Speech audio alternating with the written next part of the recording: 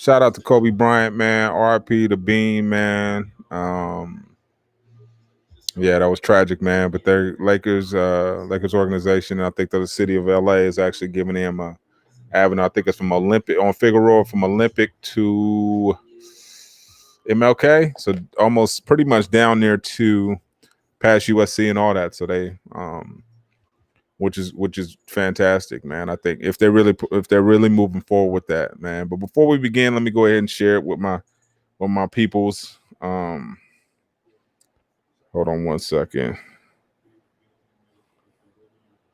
So what I have to do is I have to, when you doing your own hustle, man, you got to do everything yourself, man. So it's one of those things. I don't have help like that, so I'm not tripping though. To keep it honest, I'm good. I'm just multitasking, right? So um, it's good. So I'm not tripping. Once I share and post it, done deal. So, man, weekly tap in this week. What are we talking about? Start now. Start now, dog. Start now. Like I tell you, right? And I'll give you a prime example of the reason why you should start now. So one of the things that I'm experiencing and I don't know if many of you guys know that I teach as well. I teach at a university online.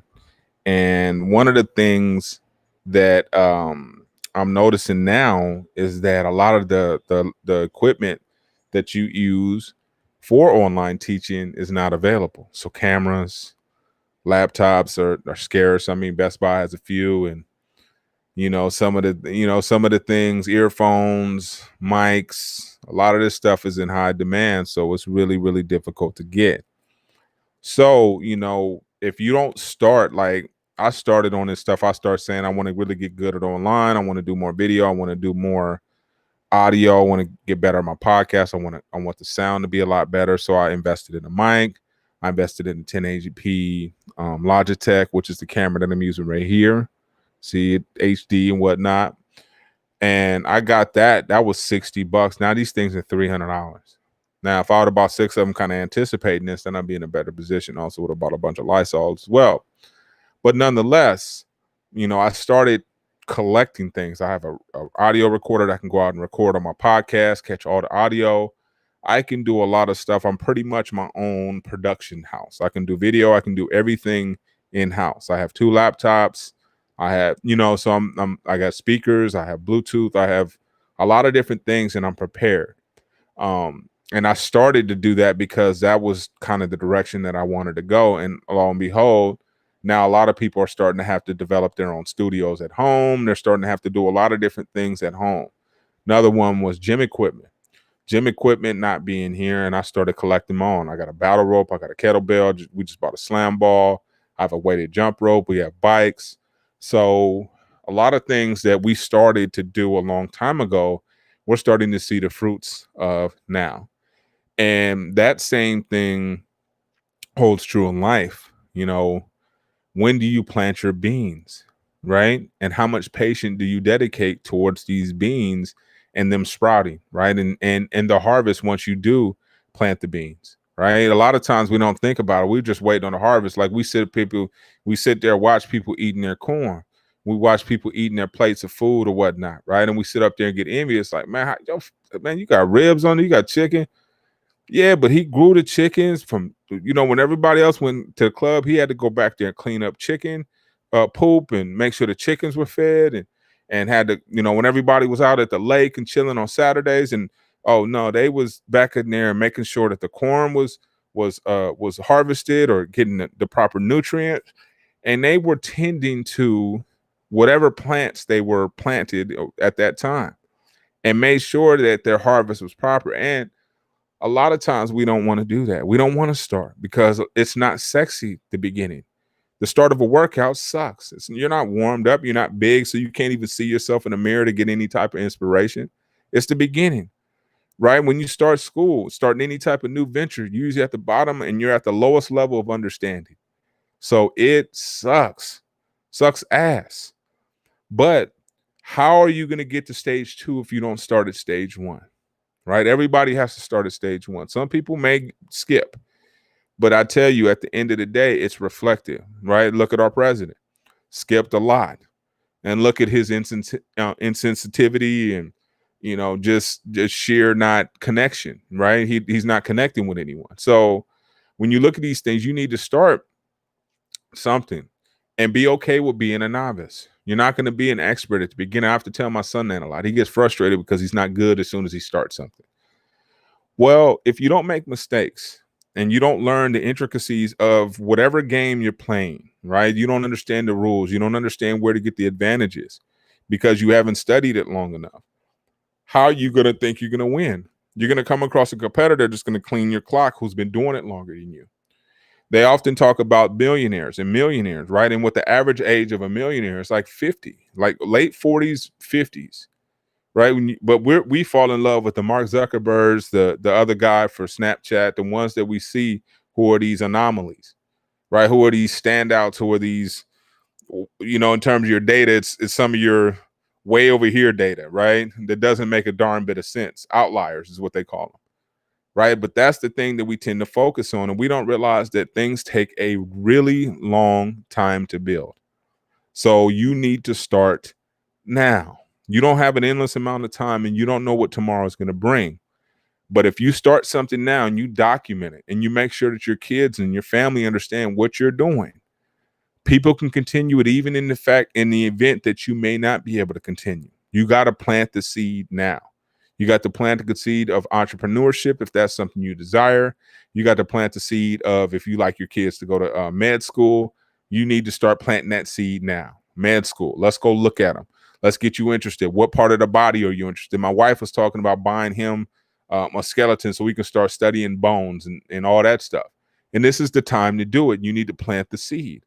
Because even if it doesn't come out, you planted something, right? It may not be the taste that you want, it may not be the flavor what you want, but it's gonna harvest. It should. And you need to be patient, right? Les Brown talks about the bamboo tree and how you need to be patient with that growth. That growth, what is it, 5 years before it actually even sprouts? But you need to continuously water it. But if you don't start planting the seed, if you never plant the seed, you'll never get it, right? When is it gonna happen? Umpteenth time or umpteenth months or umpteenth years from now. So start now. Don't start in a week. Don't start in a month. Don't put it off as long as you can, because we got that procrastination deal going on too. We always procrastinate because it's the easiest thing to grab onto. It's always right there. Man, you don't have to do that right now. Look up Tim Urban. I think I shared that with you on a few of my lives. Tim Urban, procrastination monkey, right? Or they call it instant gratification monkey. We're always looking for something that gives us a little bit more satisfaction. That's why we're always reaching for sweets, because it gives us satisfaction instantly, right? Oh, this is amazing, right? And it takes a week and something to work that off, or 100 something stairs. And if you knew that from the beginning, you probably wouldn't reach for it, because it wouldn't be easy. If you had to go up 100 flight of stairs, or the equivalent of what you were actually going to lose, or that you need to lose in order to maintain your weight, you probably wouldn't go for it, man. You're going to have to run a mile. So you're going to run a mile to go get a Reese's Buttercup? That'll be a negative, right? So you need to get disciplined. The fastest way to get disciplined, and I'll keep repeating it, right? Because repetition from a marketer standpoint is how we get someone to really, really understand and hear what we're saying. So start now. And it can be a degree. When we're talking about degrees, right? When we're talking about education, what we don't know, right? Well, what do you want to know? Okay, say for instance, I wanted to be a doctor. I know a guy that they have a story about a guy who he wanted to become a dentist in his 40s. And by the time he was in his 50s, he was a dentist. So it's possible. And you're not washed up. You can I haven't seen any dentists do any strenuous work, any back-breaking work. They're just working in your mouth. So that's something you can do up until probably your 60s or 70s. So if ultimately that's something you want to do, you can do it. You can become a doctor. You can become an attorney. One of the things that I looked up was becoming an attorney after you've had a felony, because a lot of us who want to become lawyers or wanted to practice law may have gotten in trouble with the law. And it's kind of the main reason why we wanted to get involved in something like that. So that's something that I've considered. I looked it up in the California law. It states that there is nothing that states that you cannot practice law if you are a convicted felon. What happens is every case is subjective, right? So they look at every case differently. They look at everything involved, look at your fitness, what you've done, what have you done since then, the severity of your crime. They weigh in all these options and tell you yes or no. And just because they tell you no doesn't mean that they're not going to approve it later. One of the things that I've learned, and I got it from a guy that was it was in a Tim Ferriss book. He talked about, I think it was Derek Sivers, and one of those guys. Oh no, I think it might have been a Twitter guy, or the guy who started Square, not Jack Dorsey, but one of the other guys. But anyways, one of the things he said was, don't assume no, right? Because even when we were young, we always assume, man, that girl's not gonna talk to me, the finest one or whatever. She's not gonna give me the time of day. You automatically assuming no, right? Or they'll never let me in that school. You're assuming no. Why would you assume no, right? Because you don't want to hear it? Well, you're going to hear it anyway. But what happens if she, he, them, it says yes? What are your chances then? So a lot of times we're so fast to sit up there and seal our own destiny because of something that we believe, something that we think is going to happen. Try it anyways. You don't know what it can go. You don't know where it can go. You don't know who can take it and run it from there. Right? We're getting hair livery, man, towards LA and this drug dealers and businessmen thing going. I'm planting seeds. Right? It's just like when you're doing a cannabis harvest, right? You planting seeds. You don't know which one's going to blossom a certain way. Right? But you still have to plant them. I'm planting some orange kush over here. I got me some peach Afghani over here, and I got some blue dream over here. I don't know which one's going to pop, but I know I got my seeds in the soil, right? And that's one of the things that we need to get better at, is putting our seeds in the MFing soil, right? Don't sit up there and talk about the seeds. Those seeds are like dreams, right? The dreams are just sitting in your pocket like some rocks. Oh man, I got dreams. I'm gonna do X, Y. Okay, well, put it in the ground then, dog. Show me better than you can tell me, man. Don't tell me something that you're not gonna actually do. Show me better than you can tell me. Put it in the ground, man. Let's see what happens. Let's see if it will really grow to what you think it's gonna grow to. Let's see if you can have the discipline to water it on a daily basis to make sure that it grows the way you need it to grow. Let's see if you have the artistic eye to curate your dreams, to perhaps take a pivot. May not necessarily be the path that you wanted to take initially. And we talked about that, right? What to do when you need to do something else. That's the last podcast. So you guys need to check that out. And it's talking about the art of pivoting, right? Because we need to pivot sometimes. A lot of times we set out on certain ways, certain dreams. We believe things are going to be a certain way, and things go a completely different way. Or something's added, something's taken away. It could be a lot of different factors involved. And we need to have the discipline to understand, hey, I can still do what I need to do. I just may need to do it in a different matter and format. I may need to do it just slightly different. I may need to do it in a different city. I may need to do it with a different individual who believes in my goals a little bit more. You don't know, right? You don't know what you need until you get to that situation. But the key is, and I'll keep repeating it, get started now. Do not wait. And getting started doesn't necessarily mean a financial commitment. It doesn't necessarily mean that you got to start cutting everybody off at the same time. It doesn't necessarily mean that you got to quit smoking cold turkey. We don't want you to hate your mission and objectives in your start. We don't want you to start to despise that. Because if you do, then you'll start to look at things differently, and you won't believe in the art of the start. You won't believe in the power of starting. You'll actually resent it, man. Every time I got started, man, no. What you need to do is take gradual steps, right? I always talk about how to eat an elephant, right? One bite at a time. And I know that analogy is kind of worn out, or that cliche is kind of worn out, but it makes sense. When you have a really, really large goals, break it down into digestible items that you have control over. When people tell me lofty goals, big giant ones, man, I want to own an island. I want to buy 50 million. I'm like, you just setting yourself up because you don't want to do it. Why don't you set a small step? I'm going to get my real estate license. How about that? I'm going to go ahead and do this. And when you start to set these small goals, and I know you're serious about that big ambitious one, because I know you just can't hop from step 1 to step 53. You got to take steps in between, and a lot of key things are in those steps in between there. And if you overstep them or you try to bypass them, you miss a whole lot, which I referred to at the beginning of the podcast with 45 President. right? He missed a whole lot, which is why you see that level of insensitivity and just sheer, cluelessness. So these are things that you skip over when you skip over steps, because you need to be taught humility. You need to be taught compassion. I had to talk to my students about that today, about being compassionate about other people in the class. Because a lot of times we're so keen on our own individual situation that we forget or neglect to really think about other people and how they feel and how this is affecting them. So when you start, the book I recommend, though, I got a book for you guys and I'm giving it to you guys early. It's called oh oh oh The Dream Giver. I'm sorry. And the reason why I picked The Dream Giver is because the book talks about the hesitation process. And that's the procrastination, you call it procrastination, hesitation, whatever you want to call it. But it's a process to where we're sitting up there not wanting to move, right? Because it's a lot more comfortable not moving because you don't have any critics, you don't have any responsibility, you can keep it the same as long as you're comfortable. And even if you're damn near bleeding to death, as long as you're comfortable, you'll sit there, right? But if something hurts bad enough, if something is really bothering you or something, then you'll move, right?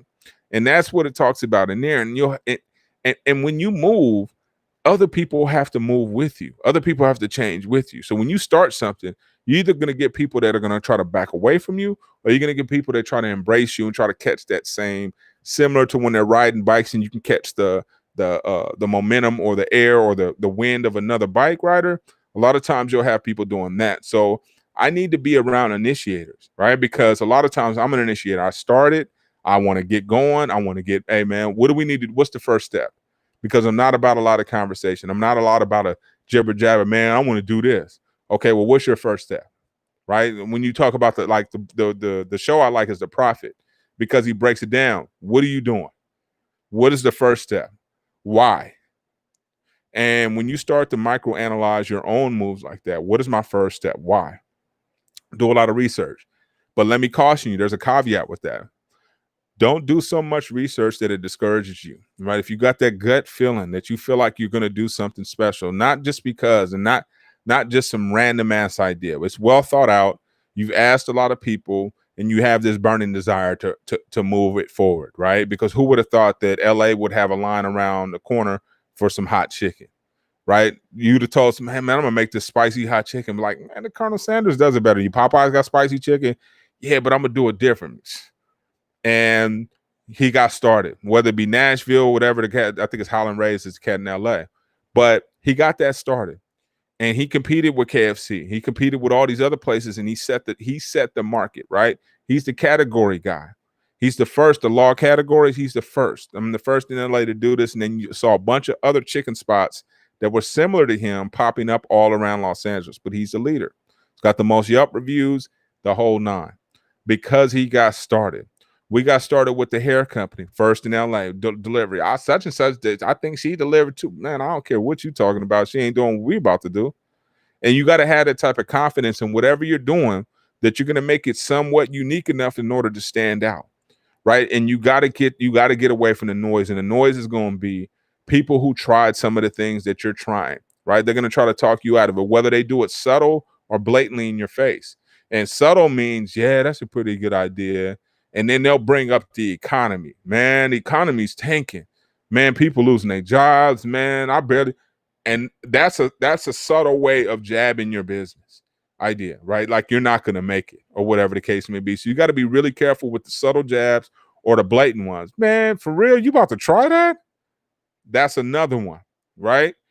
The tone of voice, response, all that. You got to shake these cats, because a lot of times what they'll do is they'll pass on a lot of those fears to you, and you'll absorb them. You'll absorb them in attitude, you'll absorb them in beliefs, and these things start to become your beliefs because you're around it, right? But if you're around a go-getter, somebody who really believes in themselves, somebody who's an initiator, a starter, right? They understand. I always talk about the example of the millionaire homeowner. Are you going to talk to somebody about? You're going to talk to somebody who's been in a one-bedroom apartment by choice their entire life versus the guy who's lost $2 million homes? Who are you going to talk to about $1 million home? Right? Because one person lost two of them and the other person's never had it. So you got to be careful with the conversation you have and who you have it with, because the one person in the apartment, Mace, man, what you need that for, man? I've been getting by with one bedroom. All you need is one. And but the millionaire, excuse me, yo, been talking.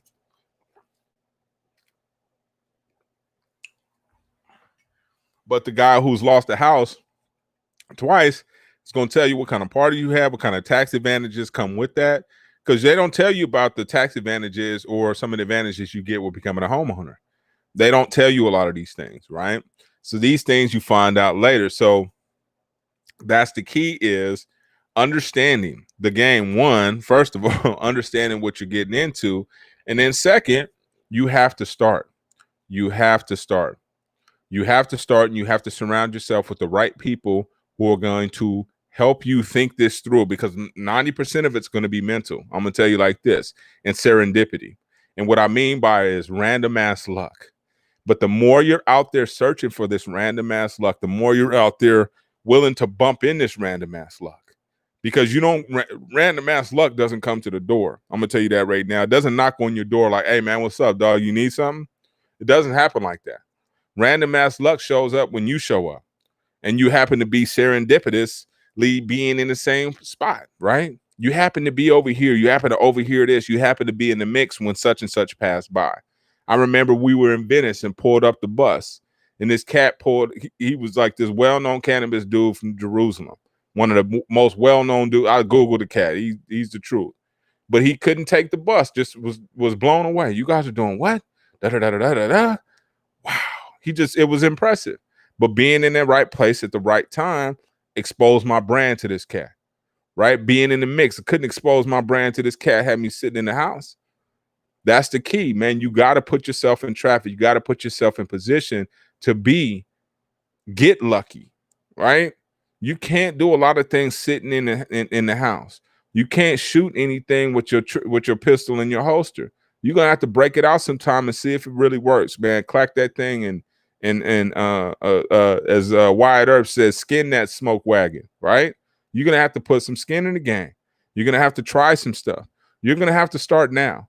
As uncomfortable as it is, as irritating as it is, it's almost like the razor burns and stuff like that. It's just really, really irritating. You're gonna have to get out beyond that, right? And go test and see if you're really what you're capable of, and watch the universe reward you accordingly. A lot of times we doubt ourselves, right? We don't need to doubt ourselves. We need to believe in ourselves. We need to have these conversations to pump yourself up. You ever see a cat talking to herself, pumping herself up? Nigga, you got it. Oh, excuse me. I didn't mean to throw that out there, but you got it, dog. You got it. Woo, woo, woo. And that's how I pump myself up. When I'm going surfing, whatever, man, you got this, man. You about to smack this. And you got to have these conversations with yourself. And more importantly, if you're lucky, you'll have 4 or 5 cats that love you that are having that conversation with you. D, I believe in you, homie. I see your grind and hustle. You've been at it for years. Luckily, I got homies that call me and tell me that. Seriously, homie, the big homie called, tap in.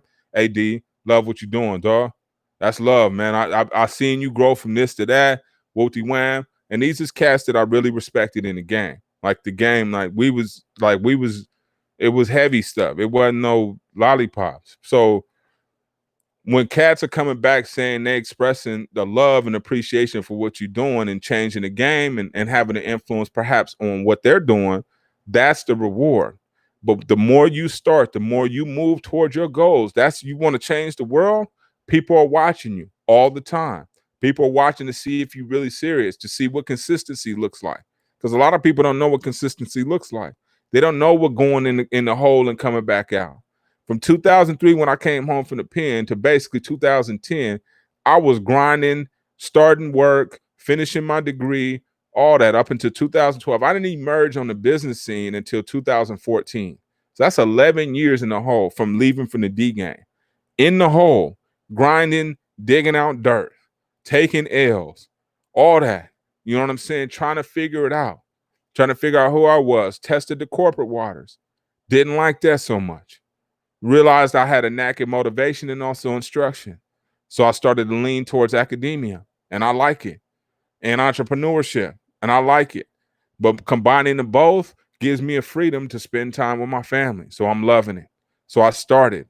When I started moving towards academia, I went and searched internships so I can learn how to teach because they weren't going to give me any jobs had I not had any experience. So I had to go learn, right? I had to, and luckily I found one that was paying. Just like I said, when you're in the circle, when you're in the game and you're actually looking for something, it can find you, right? It's almost like being a single, right? If you're not hanging out in certain single places, how can anybody find you? I'm gonna go to a football game where there's a bunch of couples. You're not gonna meet a single person there, right? You got to go to places where other people are trying to find the same thing that you're trying to find. So you need to find people that are trying to find the same thing because we have this desire to start things. I know if you're a creative, I know you got this burning. It's to start new things and create things. And that's something that I do. I realize that I'm more of a creator than I am an entrepreneur. I like to build things. I did it with my El Camino. I do it with cars. I like to take things from concept and idea to reality and fruition, right? That's my one of the things that I can do. Well, that's my superpower. And you need to go in deep down inside and figure out what yours is. You need to go start it, exploit it for yourself, and let the world know that you're here. You got to let the world know that you're here. He's got a million superpowers, or how many ever people on this earth. And some people have similar superpowers, but all of them aren't the same. Just like our fingerprints, different things, right? So figure out what your superpower is. It could be love. It could be food. It could be teaching, right? I told you guys last week, I figured out how to teach kids how to ride bikes, turning into a guru with that. Could I exploit it into a hustle? Perhaps, because that's solving a problem. A lot of dads don't have time, patience, or anything like that to teach these kids how to ride their bike. And if I could teach them in 2 days, would you pay me $50? I think you would, because I would. Are you gonna have them riding in 2 days? Man, I'll have them. You guys would be at the beach in Malibu or in Santa Monica in 2 days, dog. $50, chip it off, right? So these are things, and I can start it, but I got my hands full. I just gotta add a class or whatever the case. But that's something I may consider starting just to try it. Let me try it. Let me put it on the market. Let me put it out there, and let me test the waters, right? Let me test and see if I have the patience. Can I teach people how to do what I did with my son? Perhaps I can. Should it be a video? I don't know. Should I do it on a YouTube? Damn good question. These are all questions that you have when you're starting to play with the start of things, right? When you're starting to say, okay, I'm dabbling. I'm going from dabbling to actually starting. I want to actually start. So let me do it. Let me go look up the domain. Let me go to GoDaddy and let me at least buy the domain name. When I first started surfing, one of the best things that got me in that water was me committing to I bought a surfboard, and my wife got me a wetsuit. And I didn't want to sit there, keep looking at that. And I lived a block from the beach. So that was one of my inspirations and motivations for pursuing the surfing. But I did a financial commitment to make sure that I got started. And a lot of times financial commitments are what we need in order to make sure that we get started. Because without a financial commitment, without some of these things, these investments, we won't move. We won't move out of our comfort zone because our comfort zone is cheap. It doesn't require there's no critics, and it doesn't require any movement. So keep that in mind. All right. So let me just show you guys the book I was talking about before I close. It's probably one of the ones that you've seen me use before. But nonetheless, I am interested in giving you guys value. So that's something that I'm going to do every time I hop on here. So it's The Dream Giver. Oh, and he has another one. So you're getting a bonus. I'm going to give you another one that I give out a lot. Oh, there might even be PDF. Let's see. Dream Giver by Bruce Wilkinson. And let's see.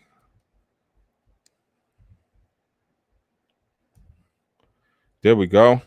So, keys to start your engine, indeed, loved one. Appreciate the tap in. So, The Dream Giver book. Yo, this is a winner right here, man. I promise you this. I promise you. It will change your entire life and the way you look at things and the way you look at whether you should start something or whether you should make that move or whether you should leave that comfort nest. And a lot of times our family, our environment, our neighborhood, our homeboys put that pressure onto us, whether they know it or not. Sometimes it's not necessarily something that they're paying attention to, that they're logically thinking of at that time. But when you change, they change, dog, whether they like it or not, because you're part of their puzzle, you're part of their day, you're part of their everything. And if you start switching it up, meaning your habits, say for instance, you smoke with them, now you starting to run all the time. They don't anybody smoke with, so they're sitting there thinking about themselves, man, I'm smoking all this weed by my damn spot, and the homie over here getting in shape. And they start to feel this type of pressure as well. So you guys, man, take heed. Oh, the other jewel I want to give you guys. So I gave you guys a Dream Giver. He's got another one, man. Cat. Let's see if they got it on here. Let's see, books. And let's see, they got a video. Oh. Let's see. Let me see if I can show you guys the video.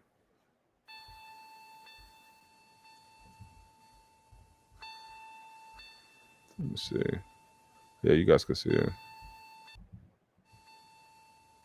A long time ago, I woke up to a dream too.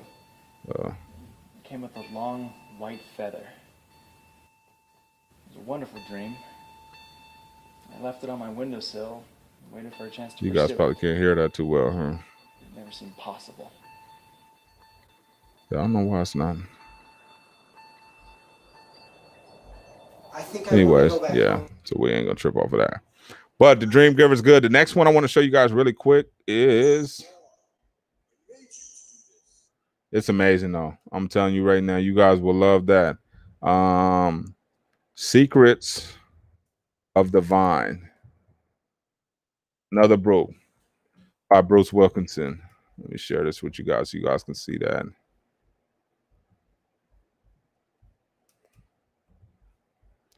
Secrets of the Vine. It is fantastic. I don't know who has my copy, man. If you got my copy, man, tap in, y'all. But it talks about how you need to prune yourself. So when I talked about that pivoting, when I talked about that being able to cure and curate your, you may have to pivot, things grow differently and whatnot. So this is what I'm talking about. But it talks about, it's related. His teachings are based on the Bible, but nonetheless, they're still digestible by the common person who isn't biblically versed. It's a really, really good book. Let's see. Oh, I ain't showing you guys. My bad. So check that out.